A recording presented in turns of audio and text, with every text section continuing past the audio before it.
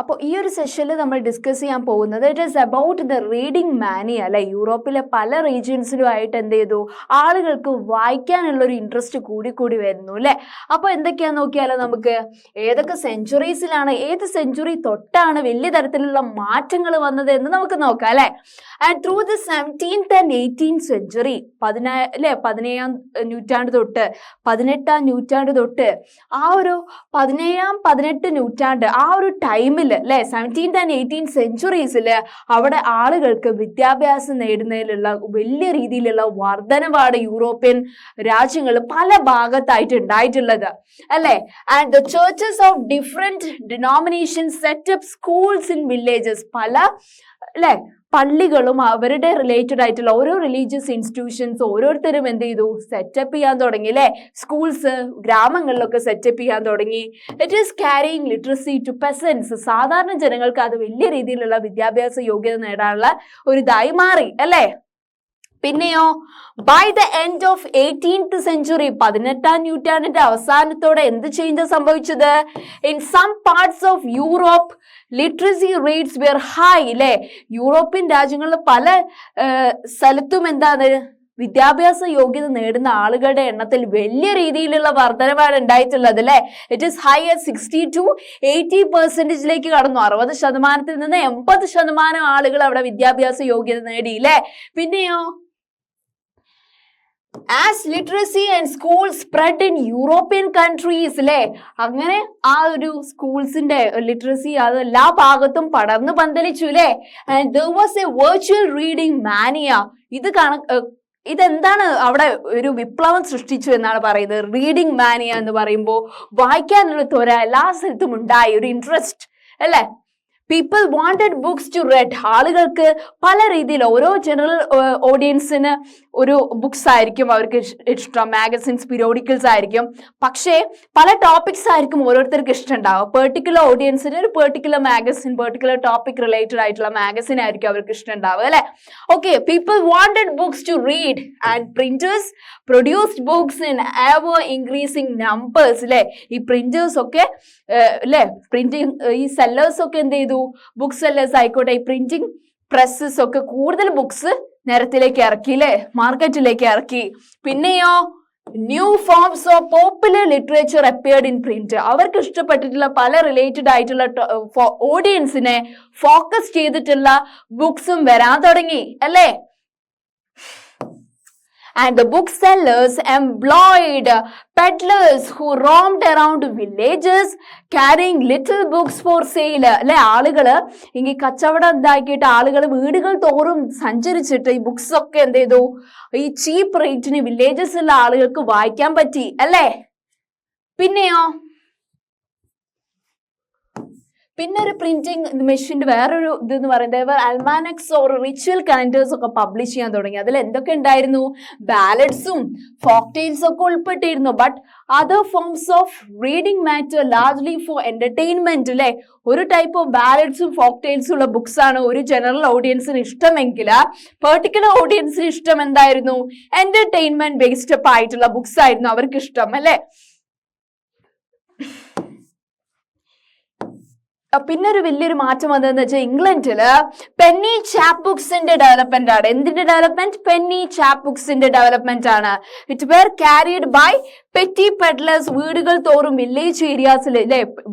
ഈ ഒരു petty peddlers എന്ന് പറയുന്നത് നമ്മൾ അവരെ വിളിക്കുന്ന ചാപ്മെൻ എന്നാണ്. ഓക്കെ, അതാണ് പെന്നി ചാപ്പ് ബുക്സ് എന്ന് പറയുന്നത്. Okay, and sold for A Penny. ഒരു ചെറിയ പൈസക്കാണ് പാവപ്പെട്ടവർക്ക് ആക്സെപ്റ്റ് ചെയ്യാൻ പറ്റുന്ന പൈസ ആയിരിക്കും എന്ത് ചെയ്യുന്നത്, അവർ വാങ്ങുന്നത്. ഈ പെന്നി ചാപ്പ് ബുക്സ് വിൽക്കുന്ന ചാപ്മെൻസ് വാങ്ങുന്നത് എന്നാണ് പറയുന്നത്. ഇത് സാധാരണക്കാർക്ക് എന്താണ്, വളരെ നല്ല രീതിയിൽ അഫോർഡബിൾ ആണ്. ഓക്കെ, നെക്സ്റ്റ് സ്ലൈഡിലേക്ക് പോവാം. ഫ്രാൻസില് ഇത് എത്ര വലിയ രീതിയിലുള്ള മാറ്റങ്ങളാണ് ഈ പ്രിന്റിംഗ് പ്രസ് വരുത്തിയതെന്ന് നമുക്ക് നോക്കിയാലോ. France there were Bibliotheque Bleue. ഫ്രാൻസില് ബിലിയോതാക്യൂ ബ്ലൂ എന്ന് പറയുന്ന ഒരു ഡെവലപ്മെന്റ് നടന്നു. അതെന്താണ് ഈ ഒരു കോൺസെപ്റ്റ് കൊണ്ട് ഉദ്ദേശിക്കുന്നത്? ബിലിയോതാക്യൂ ബ്ലൂ നോക്കല്ലേ. which were low priced small books അല്ലെ, വളരെ തുച്ഛമായിട്ടുള്ള പൈസയാണ് ഈ റിലേറ്റഡ് ആയിട്ടുള്ള ബുക്സിനുള്ളത്. It is poor quality paper ആണ് യൂസ് ചെയ്യുന്നത്. ചീപ്പ് ബ്ലൂ കവേഴ്സ് ആണ് ഇതിന് യൂസ് ചെയ്യുന്നത്. പാവപ്പെട്ട ആളുകൾക്ക് ആക്സെപ്റ്റബിൾ ആയിട്ടുള്ള ബുക്സ് ആണ് ഫ്രാൻസിൽ പബ്ലിഷ് ചെയ്തിട്ട്, means Bibliotheque Bleue. Okay, പിന്നെയോ ഈ ബുക്സിന്റെ വേറൊരു ഫീച്ചേഴ്സ് ആണ്, ഈ ബിലോ താക്യൂ ബ്ലൂവിന്റെ ഫീച്ചേഴ്സ് ആണ്. റൊമാൻസസ് അല്ലെ, റൊമാൻസസ് റിലേറ്റഡ് ആയിട്ടുള്ള ബുക്സ് ആണ് അവർ ഇതാക്കിയത്. It is printed on 4 to 6 pages, 4 അല്ലെങ്കിൽ 6 പേജസിൽ ഒതുങ്ങുന്ന ബുക്കാണ് ബിലോ താക്യൂ ബ്ലൂ ബുക്സ് കേട്ടോ. And more substantial histories which were the stories about the past അല്ലെ, പാസ്റ്റ് റിലേറ്റഡ് ആയിട്ടുള്ള പണ്ടത്തെ ചരിത്രപരമായിട്ടുള്ള സംഭവങ്ങളും ചെറിയ ചെറിയ പേജസിൽ ഉൾപ്പെടുത്തിയിട്ടുണ്ടാവും. Okay,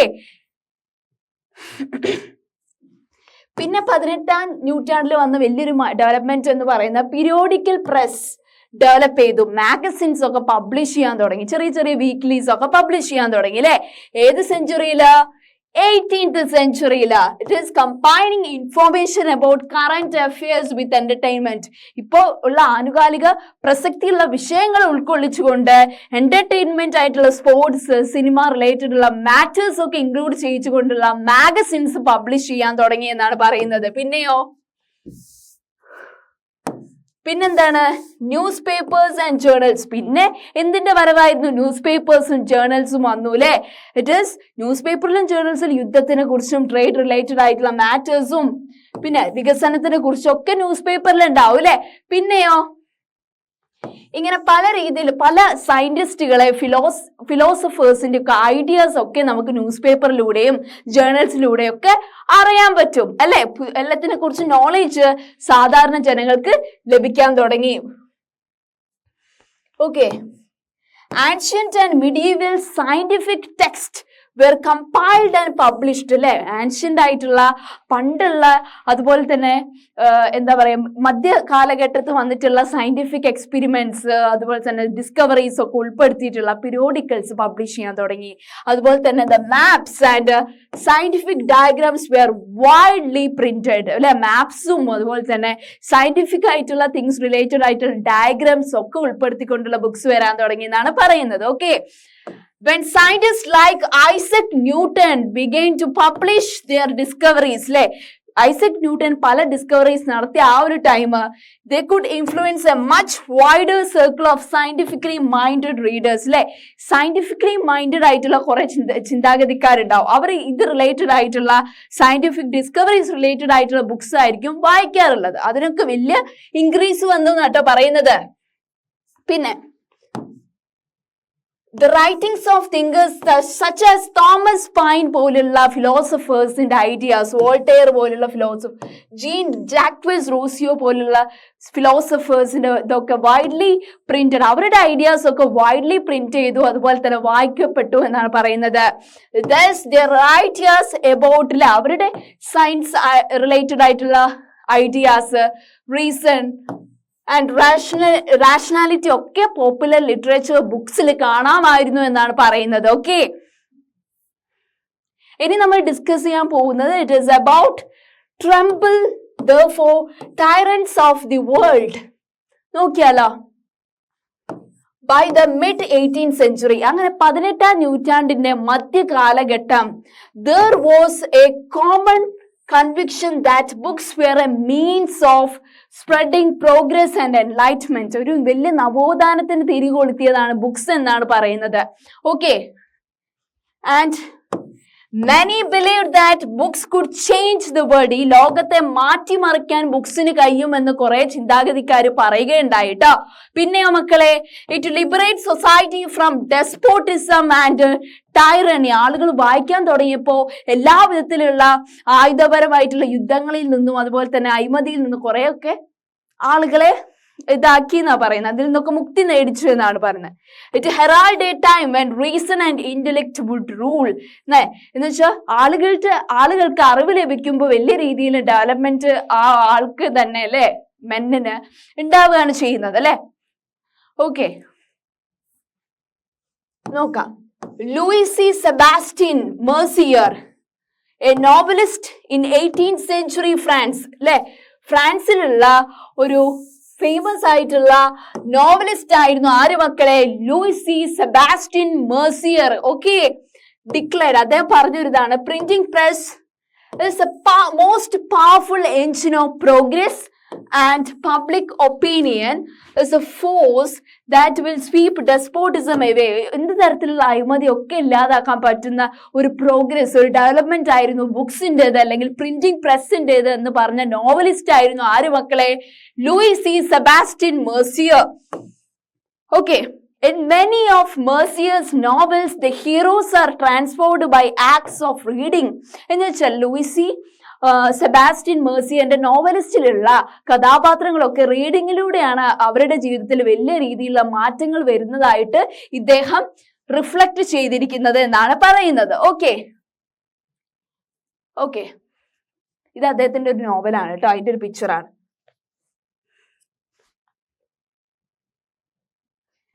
And their books are lost in the world. Books create and become enlightenment in the process. വലിയ തരത്തിലുള്ള നവോത്ഥാനമാണ് ഈ ബുക്സിന്റെ വരവോടെ ഉണ്ടായതെന്ന് പറഞ്ഞു.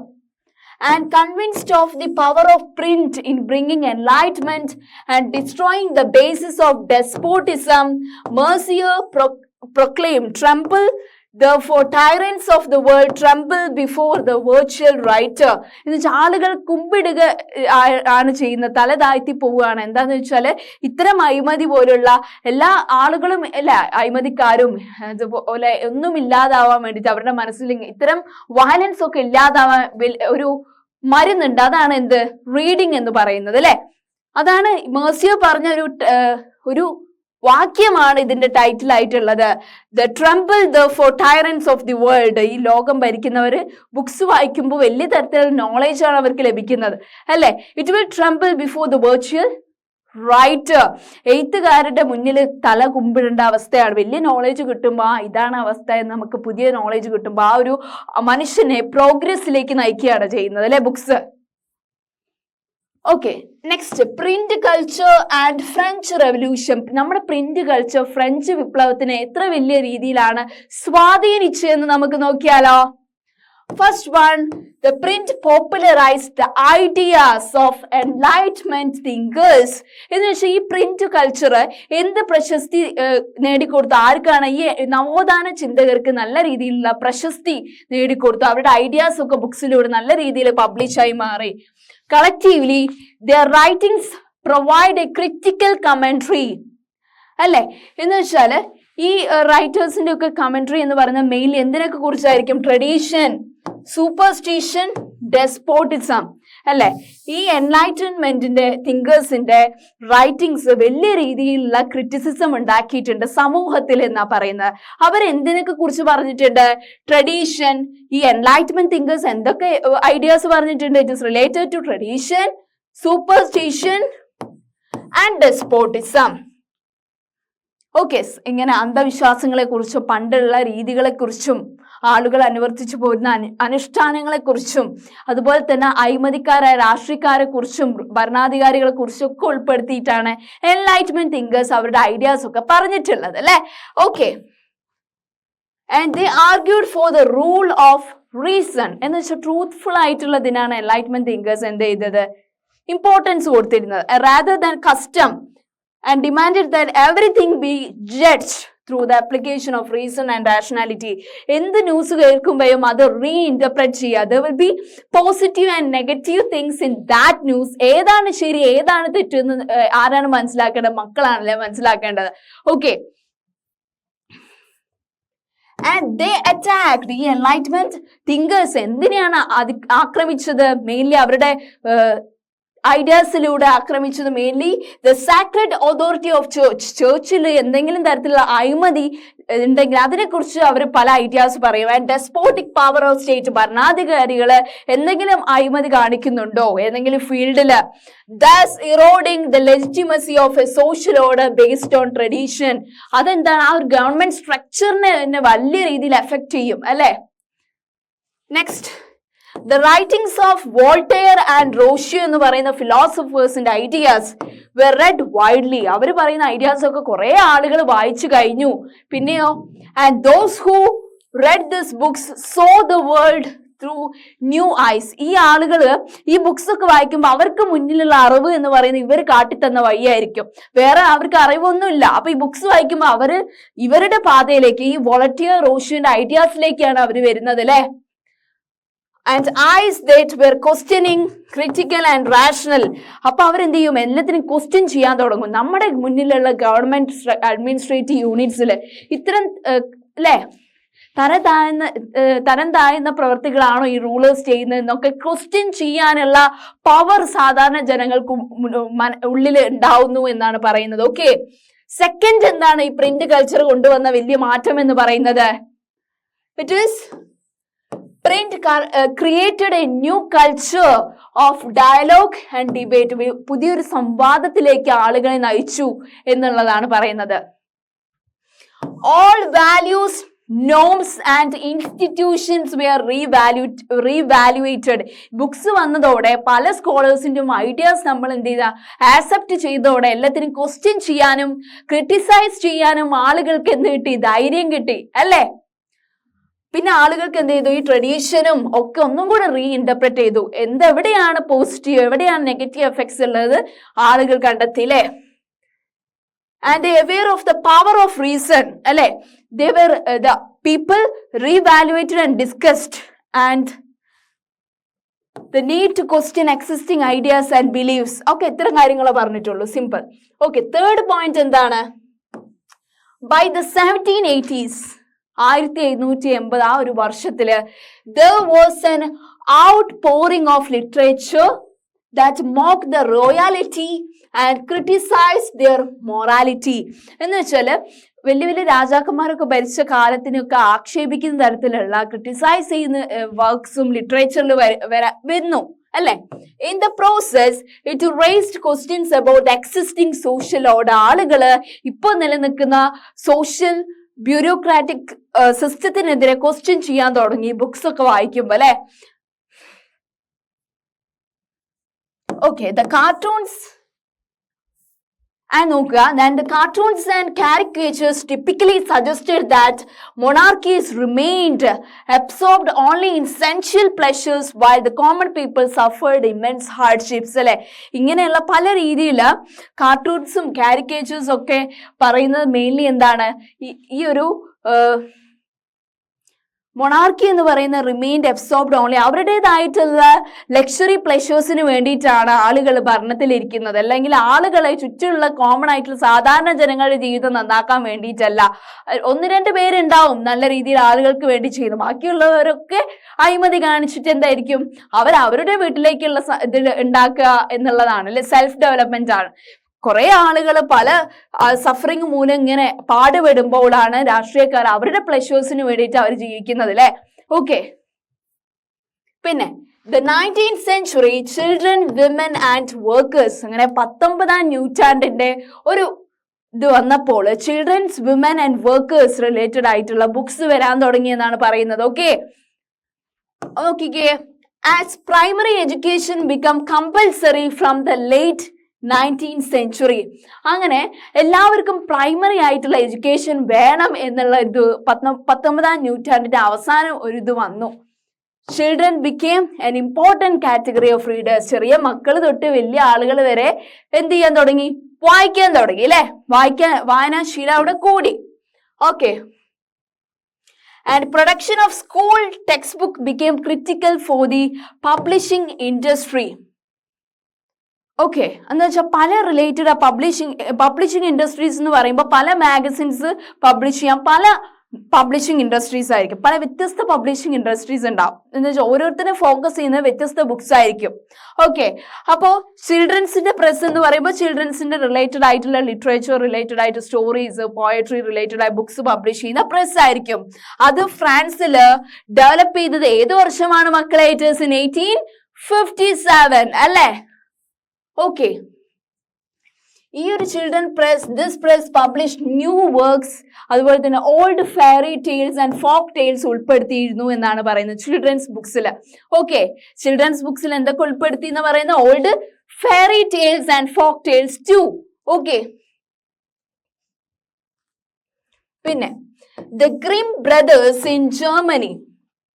അല്ലെ എന്ന് വെച്ചാൽ ഈ ഒരു പ്രിന്റിംഗ് പ്രസിന്റെ ഇതിലുള്ള ആളുകൾ Grimm brothers in Germany spend years അല്ലെ അവർ കുറെ വർഷങ്ങൾ എടുത്തു ഈ traditional folk tales that is gathered from പെസൻസ് ഈ സാധാരണ ആൾക്കാരായിട്ടുള്ള പെസൻസിന്റെ കയ്യിൽ നിന്ന് ഈ ഫോക്ക് ടെയിൽസ് പണ്ട് കാലഘട്ടത്തിൽ നടന്നിട്ടുള്ള ഓരോ സ്റ്റോറീസ് ഒക്കെ അറിയാൻ വേണ്ടിയിട്ട് കുറെ വർഷങ്ങൾ എടുത്തു എന്നാണ് പറയുന്നത് അല്ലെ.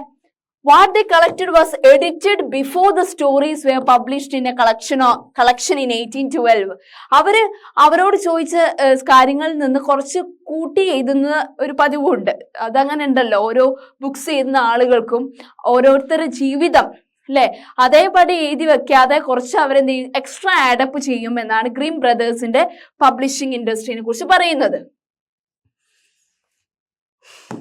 And women became important as readers as well as writers അല്ലെ എന്ന് വെച്ചാല് സ്ത്രീകള് മെയിൻലി അവരെന്താണ് പ്രശസ്തി നേടിയത് വായനക്കാരായിട്ടും അതുപോലെ തന്നെ എഴുത്തുകാരായിട്ടുമാണ് എന്നാണ് പറയുന്നത് കേട്ടോ. And the penny magazines were especially meant for women അല്ലെ ചെറിയ ചെറിയ വീക്ക്ലീസ് ഒക്കെ മെയിൻലി ബേസ്ഡ് അപ്പോൺ ഫോക്കസ് ചെയ്യുന്നത് ആരെയാണ് മക്കളെ, സ്ത്രീകളെയാണ് അല്ലെ.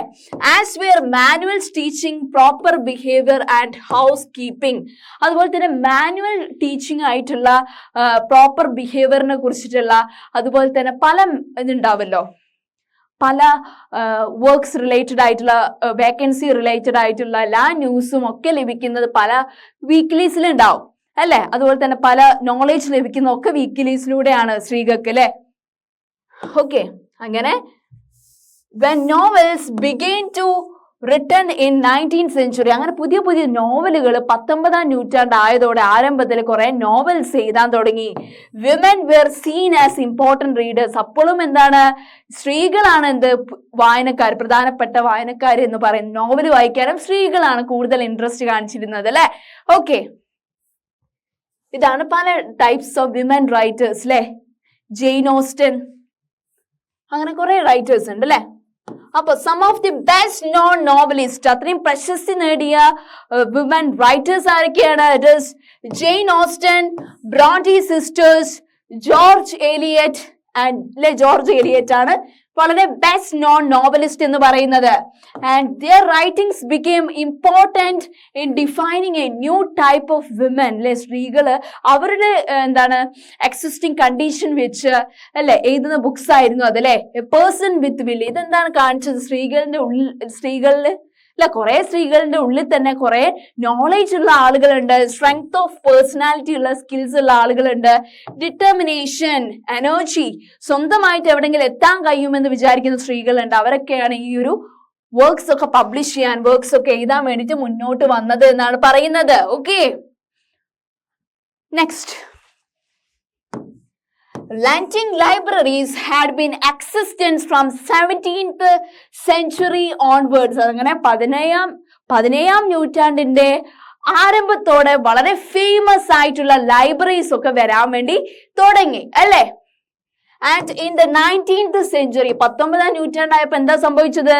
Landing libraries in England became instruments for educating white collar workers. അങ്ങനെ പുതിയ പുതിയ വലിയ വലിയ ലക്ഷറിയസ് ലൈബ്രറീസ് ഇംഗ്ലണ്ടിന്റെ പല ഭാഗത്തായിട്ട് വന്നു. അവിടെ കൂടുതലായിട്ട് വൈറ്റ് കോളർ വർക്കേഴ്സ് ആയിരുന്നു വരുന്നത്, വലിയ വലിയ ജോബിലുള്ള ആളുകളാണ് വായിക്കാൻ വേണ്ടി വരുന്നത്. ആൻഡ് പല ലൈബ്രറീസ് ഉണ്ടായിരുന്നു, ആർട്ടിഷ്യൻസ്, ലോവർ മിഡിൽ ക്ലാസ് പീപ്പിളിന്റെ ലൈബ്രറീസ് ഒക്കെ ഇംഗ്ലണ്ടിന്റെ പല ഭാഗത്തായിട്ട് സെറ്റപ്പ് ചെയ്തു അല്ലെ. Sometimes self-educated working class people were wrought for themselves എന്നാണ് പറയുന്നത് അല്ലെ. ചില ഇതിൽ നോക്കുകയാണെങ്കിൽ എന്താണ് സെൽഫ് എഡ്യൂക്കേറ്റഡ് ആയിട്ടുള്ള അല്ലെ വർക്കിംഗ് ക്ലാസ് പീപ്പിളിലുള്ള കുടുംബത്തിലുള്ള ആളുകളും താഴെത്തട്ടിലുള്ള ആളുകളും എന്ത് ചെയ്തിരുന്നു, അവരുടേതായിട്ടുള്ള ഓട്ടോബയോഗ്രഫിക്കൽ ആയിട്ടുള്ള ബുക്സ് പബ്ലിഷ് ചെയ്തിരുന്നു എന്നാണ് പറയുന്നത്. Okay, and after the working day was gradually shortened from the mid 19th century. അങ്ങനെ വർക്കിംഗ് ഡേന്റെ എണ്ണത്തിൽ ഷോർട്ട് ഉള്ള ദിവസങ്ങളിൽ അല്ലെ എന്ന് വെച്ചാൽ പ്രവൃത്തി ദിവസം അല്ലെ പ്രവൃത്തി സമയം കുറവുള്ള ദിവസങ്ങൾ അവരെന്ത് ചെയ്യും വായിക്കാൻ വേണ്ടിയിട്ട് സമയം കണ്ടെത്തുമായിരുന്നു. Workers had some time for self improvement. സ്വയം ഇംപ്രൂവ് ചെയ്യുന്ന തരത്തിൽ എന്ത് ചെയ്തു അവർ വായിക്കാൻ തുടങ്ങി പുതിയ അറിവ് കണ്ടെത്താനായിട്ട്. And for self expression they wrote political tracts and autobiographies in large numbers. സാധാരണ ആളുകളും എന്ത് ചെയ്തു അവരുടേതായിട്ടുള്ള ജീവചരിത്രപരമായിട്ടുള്ള ബുക്സ് എഴുതാൻ തുടങ്ങി. അതുപോലെ തന്നെ ഓരോ രാഷ്ട്രീയക്കാർ പറയുന്ന സമീപനങ്ങൾക്കെതിരെ ഒപ്പീനിയൻസ് എഴുതാൻ തുടങ്ങിയില്ലേ. ഓക്കെ, അപ്പൊ ഇത്തരം കാര്യങ്ങളാണ് മെയിൻലി നമ്മൾ ഈ ഒരു സെഷനിൽ ഡിസ്കസ് ചെയ്തത്. Okay, thank you.